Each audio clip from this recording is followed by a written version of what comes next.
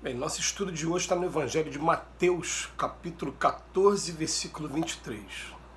E despedida a multidão, subiu ao monte a fim de orar à parte. E chegada a tarde, já à tarde, estava ali só.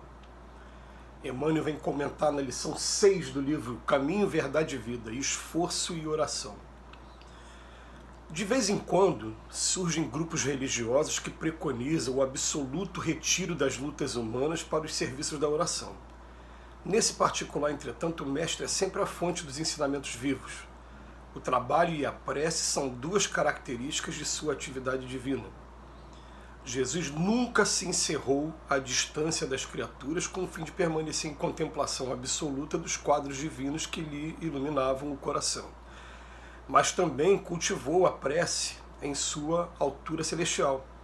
Despedida a multidão, terminado o esforço diário, estabelecia a pausa necessária para meditar à parte, comungando com o Pai na oração solitária e sublime.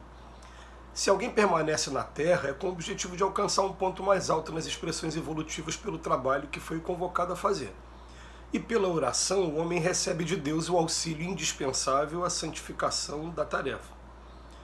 Esforço e prece completam-se no todo da atividade espiritual. A criatura que apenas trabalhasse sem método e sem descanso acabaria desesperada em horrível secura do coração. Aquela que apenas se mantivesse genuflexa estaria ameaçada de sucumbir pela paralisia e ociosidade. A oração ilumina o trabalho e a ação é como um livro de luz na vida espiritualizada. Cuida de teus deveres, porque para isso permaneces no mundo, mas nunca te esqueça desse monte, localizado em teus sentimentos mais nobres, a fim de orares à parte, recordando o Senhor. São poucas as pessoas no nosso planeta hoje que não reconhecem em Jesus a figura de um ser muito especial que esteve aqui entre a gente e que, é claro, né, está até hoje, continua até hoje, porque recebeu essa missão do Pai de cuidar de cada um de nós. São poucos hoje. Hoje você vai ver budismo vai dizer que Jesus é um grande Buda, é um grande iluminado. O islamismo vai dizer que considera Jesus um dos 4 grandes profetas, é Abraão, Moisés, Jesus e Maomé. Você vai nas religiões da Índia e da China, principalmente, que é uma diversidade muito grande, né? Todos vão considerar Jesus uma figura especial. A nossa aqui, no caso, né, vai divergir só quanto às nomenclaturas. Um vão dizer que ele é Deus, outro vai dizer que é filho de Deus, outro vai dizer que cada um, todos reconhecem como uma figura especial. E se a gente parar para analisar o comportamento do Cristo enquanto esteve aqui entre a gente gosta sempre de estar abordando 4 aspectos. Jesus tinha uma profissão, ele era um carpinteiro. E ao contrário do que algumas pessoas pensam, ele não chegava nos locais e era simplesmente recebido. Não era assim. Ele tinha a profissão dele, ele chegava e trabalhava, ele era conhecido também por esse motivo. Assim como Paulo de Tarso era tecelão. Então o Paulo de Tarso, quando fazia as viagens dele, ele chegava nos locais já com tapetes para vender, produzindo ali para o pessoal ver e ao mesmo tempo pregava a boa nova, né? Mas Jesus tinha uma profissão, tinha momentos de lazer, né? Momentos de lazer, momentos de você estar conversando, na casa da sogra de Pedro, festas, enfim. Mas todo mundo tem trabalho e lazer, pelo menos aqui o normal entre a gente. Mas Jesus tinha 2 momentos aqui, que é o momento que Emmanuel se dedica a falar nesse estudo de hoje. Ele tinha o trabalho no bem, a missão dele, e um momento de oração todo santo dia. A gente fica pensando, mas Jesus tinha necessidade de oração?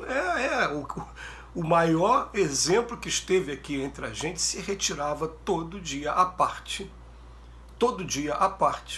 para ter um momento de comunhão com o Pai. Ou, segundo até o próprio Emmanuel, que escreveu esse livro, um momento de comunhão com outros Cristos igual a ele. Ele usa esse termo baseado de que o universo é a casa do Pai e que há várias moradas da casa do Pai. Se Jesus é o nosso representante, que tem outros iguais a ele por aí, né, no campo espiritual da vida, enfim. Mas independente de quem aceita ou não vai aceitar, a questão é que Jesus, enquanto esteve aqui, ele tinha 2 momentos. Ele tinha trabalho e muito trabalho, continua trabalhando até os dias de hoje, nunca parou de trabalhar em momento algum, e momentos em que ele se retirava para fazer oração. Emmanuel começa o nosso estudo aqui de hoje falando assim: de vez em quando surgem grupos religiosos que preconizam o absoluto retiro das lutas humanas para os serviços da oração. A gente não está aqui entrando no mérito de querer, a gente tem que aprender a respeitar todas as religiões. Mas ele vem falar aqui, peraí, tem grupos que preconizam, passam para os fiéis, que o ideal é você se retirar em vigília, você não faz trabalho nenhum e você vai ficar o tempo todo somente em oração. E o Emmanuel vem fazer o seguinte, olha só, gente, o mestre, no segundo parágrafo, né, ele tem que ser a fonte de ensinamentos vivos para a gente, porque é trabalho e prece. Nem um sozinho, nem o outro sozinho. Ele até fala aqui no final, né? Ele fala que tem um momento, a criatura que apenas trabalhasse sem método e descanso acabaria desesperada em horrível secura do coração. É claro, até para você fazer um trabalho mesmo, você precisa primeiro, né, previamente, ter um conhecimento teórico, e segundo, você precisa estar o tempo todo se atualizando. É assim em qualquer área, não existe área que seja diferente. O pedreiro ele tem que ficar o tempo todo atualizado com as novas técnicas que estão aparecendo de construção civil e aparece a todo momento. Eu estava vendo uma técnica nova aí agora de usar uma seringa para poder acabar com infiltração nas casas. O tempo todo aparecem técnicas novas, então ele tem que ter um conhecimento prévio teórico para começar um trabalho e depois ficar se atualizando o tempo todo, né? Então, olha só, vamos pegar aqui no nosso caso aqui, ó, com um conhecimento prévio teórico, né? A gente está estudando aqui as escrituras, a gente está procurando, né, ver como é que a gente vai fazer primeiro a reforma íntima e depois, quando a gente vê a dificuldade que é fazer a reforma íntima com a gente mesmo, a gente começar a ter paciência com as pessoas que estão convivendo com a gente também, porque tem coisa que não é fácil não, você se livrar de uma coisa que está muito enraizada em você, não é de uma hora para outra, né?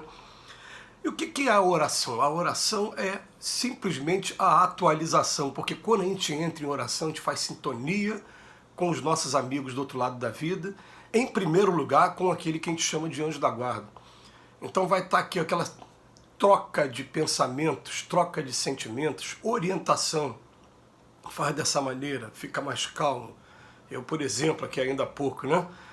Eu estava aqui na bronca com uma pessoa que é negacionista e não queria deixar o filho tomar a vacina. Fiz aqui minha oração e veio aquela voz suave falando comigo: meu filho, imagina se você estivesse num ciclo de amigos, que todos eles, ou a maioria deles, estivessem no mesmo pensamento, te enviando um monte de vídeo e tal. Então essa pessoa está assim, não age dessa maneira tão radical não. Então o que está acontecendo? O que é a minha oração? A minha oração está sendo uma atualização de tudo que está acontecendo para me deixar mais tranquilo com relação às coisas que eu estou vivendo na minha vida. Então ele bota aqui pra gente, né? Olha, a gente precisa dos dois. A criatura que apenas trabalhasse, sem ter essa orientação, entraria em horrível secura do coração. Agora, aquela que apenas se mantivesse genuflexa, essa estaria ameaçada de sucumbir pela paralisia e ociosidade. Músculo parado, ele diminui, não é? Ele entra naquele, estiola o músculo. Você tem que botar o tempo todo em movimento. Cérebro parado é a mesma coisa. Agora, se você se coloca apenas em oração e não mete a mão na obra para poder fazer algum trabalho, o que acontece? É exatamente a mesma coisa. Eu fiquei o tempo todo fazendo oração, e agora? Como é que se faz isso aqui? Nem lembro como é que faz mais isso aqui. Vai perdendo o jeito, vai perdendo a coisa, e na verdade o objetivo a gente tem que colocar na cabeça é um e o outro.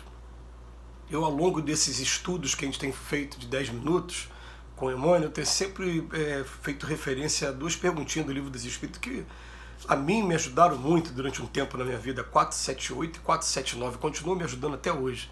Mas a 479 principalmente, ela fala assim: vem cá, a oração é boa para casos de obsessão.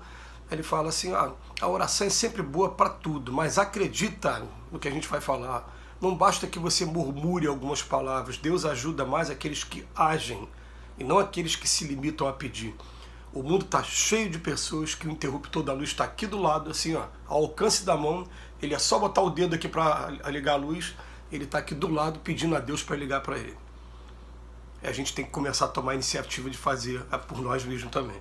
Que Jesus nos abençoe hoje e sempre. Muito obrigado, Emmanuel, mais uma vez pela reflexão.